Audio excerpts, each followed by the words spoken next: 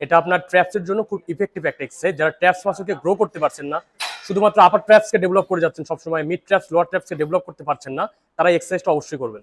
এক্সারসাইজের নিয়মটা দেখেন, প্রথমত আমি হাই থেকে 10টা রেপিটেশন কমপ্লিট করব, দেন মিডিল থেকে 10টা করব এবং লোয়ার থেকে 10টা রেপিটেশন কমপ্লিট করব এবং ব্যাক টু ব্যাক উইদাউট রেস্টে। সো শুরু করা যাক এক্সারসাইজটা। আপনার হাঁটুটা হালকা ব্যান্ড করে রাখবেন এবং চেস্টটাকে আপ করে রাখবেন। আপনার গ্রিপ থাকবে, হ্যান্ড গ্রিপ থাকবে দিস পজিশন, এবং আই বরাবর 1, পেছনে স্কুইজ করবেন 2, এটা হচ্ছে আপনার লোয়ার ট্র্যাপস। এরপরে যাব আমরা মিড ট্র্যাপসকে ট্রেন করব। মিড ট্র্যাপসকে ট্রেন করার জন্য ডিক্লাইন চেস্ট বরাবর 10টা রেপিটেশন আবার কমপ্লিট করব।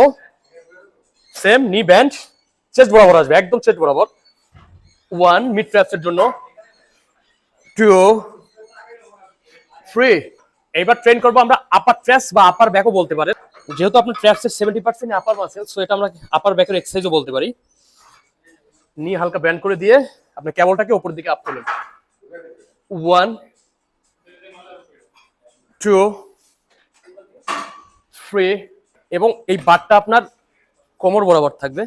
এক্সারসাইজটা করবেন আপনারা 3 থেকে 5 সেট এবং রেপিটেশন 10 10 10, জায়ান্ট সেট এক্সারসাইজ।